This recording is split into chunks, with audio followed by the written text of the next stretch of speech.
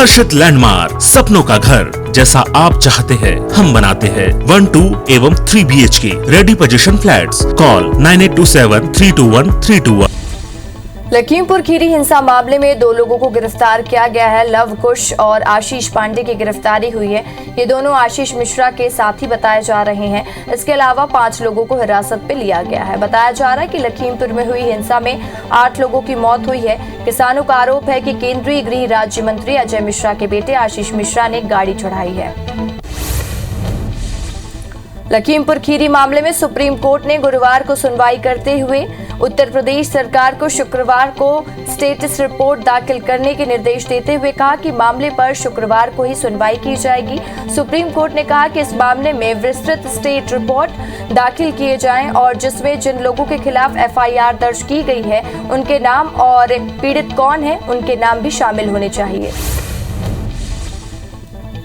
PM Modi आज देवभूमि से देश को बड़ी सौगात दी और प्रधानमंत्री ने उत्तराखंड यात्रा के दौरान पीएम केयर फंड के तहत बनाए गए 35 ऑक्सीजन प्लांट्स को देश को समर्पित किया। इन ऑक्सीजन प्लांट्स का उद्घाटन का मतलब ये है कि देश के हर जिले में एक चालू PSA ऑक्सीजन प्लांट होगा।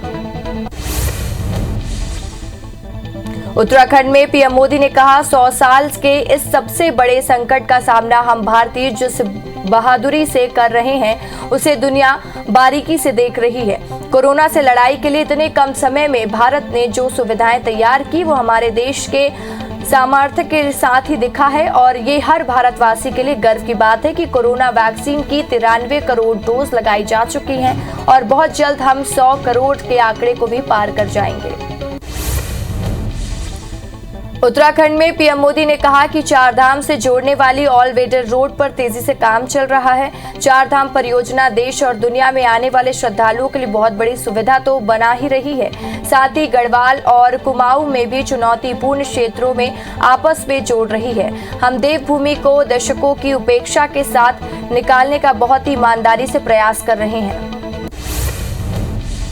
जम्मू कश्मीर के श्रीनगर में आतंकियों ने ईदगाह इलाके में government boys higher secondary school में घुसकर फायरिंग की है और इसमें प्रिंसिपल शंतिधर कौर और शिक्षक दीपक चांद की मौत हो गई है और शंतिधर कौर सिख समुदाय और दीपक चांद कश्मीरी पंडित हैं। सुरक्षा बल मौके पर पहुंच गया था और आतंकियों ने तलाश जारी है।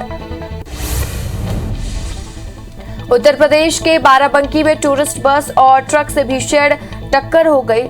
टक्कर इतनी जोरदार थी कि बस में सवार 9 लोगों की मौके पर ही मौत हो गई। हादसे में 50 से ज्यादा लोग घायल हुए हैं। बस दिल्ली से बहराइच जा रही थी। फिलहाल राहत और बचाव कार्य जारी है।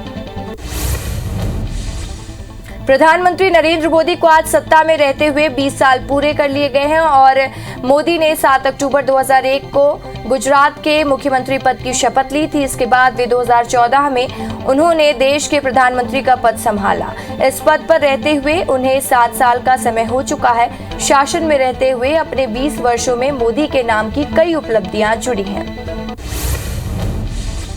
शारदीय नवरात्रि के अवसर पर प्रधानमंत्री नरेंद्र मोदी ने ट्वीट कर सभी देशवासियों को बधाई दी है। उन्होंने कहा कि नवरात्रि सभी के जीवन में शक्ति, अच्छा स्वास्थ्य और समृद्धि लाए। पीएम मोदी ने ट्वीट पर मां दुर्गा की आरती करते हुए एक तस्वीर पोस्ट की और लिखा, सभी को नवरात्रि की बधाई। आने वाले दिन में जगत जननी मां की पूजा के लिए खुद को समर्पित करने वाले हैं। बच्चों के लिए भारत बायोटेक की कोरोना वैक्सीन जल्द बाजार में आ सकती है।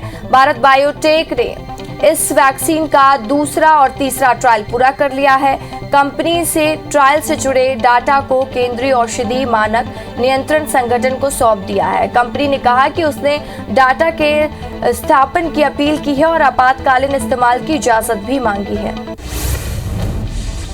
राष्ट्रीय राजधानी दिल्ली में आज पेट्रोल का दाम 30 पैसे बढ़कर 103 रुपए के पार पहुंच चुका है। वहीं डीजल की कीमत 35 पैसे की बढ़ोतरी हुई है और जिस पे डीजल 91 रुपए के पार पहुंच चुका है। मुंबई की अगर बात करें तो पेट्रोल की कीमत 109 रुपए के ऊपर हो चुकी है, जबकि डीजल 100 के आंकड़े को छू रहा है। टोक्यो ओलंपिक में शानदार प्रदर्शन करने वाली भारतीय पुरुष और महिला हॉकी टीम को इंटरनेशनल हॉकी फेडरेशन ने भी अपने अवार्ड से नवाजा है। पुरुष टीम को ड्रग फिल्कर हरमप्रीत सिंह को और महिला टीम की गुरजीत कौर को best player of the year का अवार्ड मिला है। खास बात यह है कि FIH के इस साल के घोषित 8 कैटेगरी में अवार्ड भारत के खाते में आए हैं। पाकिस्तान के हर नए इलाके में आज सुबह भूकंप के भीषण झटके महसूस किए गए हैं। पाकिस्तानी मीडिया के मुताबिक हादसे में कम से कम 15 लोगों की मौत हो गई है। करीब 150 लोगों के घायल होने की खबर है। इसके अलावा कई मकानों को भी नुकसान पहुंचा है। भूकंप की तीव्रता काफी तेज थी और आसपास कई जिलों में नुकसान की बात सामने आ रही है। मध्य प्रदेश में उपचुनाव के लिए बीजेपी ने प्रत्याशियों के नामों का ऐलान कर दिया है। खंडवा लोकसभा सीट से ज्ञानेश्वर पाटिल को टिकट मिला है, जबकि रेंगाव से प्रतिभा बागरी को नाम का ऐलान किया गया है। वहीं जोबट से सुलोचना रावत और पृथ्वीपुर से शिशुपाल यादव का टिकट फाइनल किया गया है। पूर्व केंद्रीय मंत्री अरुण यादव ने कांग्रेस के G23 पर निशाना साधा है। अरुण यादव ने ट्वीट कर कहा कि जो लोग बोलते हैं गांधी परिवार को ही कांग्रेस का नेतृत्व क्यों करना चाहिए, वो सब लोग आंखें खोल कर देख लें। 3 दिन तक उत्तर प्रदेश सरकार की कैद में प्रियंका गांधी रही। ये उन सब के लिए करारा तमाचा है जो गांधी परिवार के नेतृत्व पर सवाल उठाते हैं। नगरीय निकाय चुनाव के पहले इंदौर कांग्रेस में गुटबाजी खुलकर सामने आ रही है।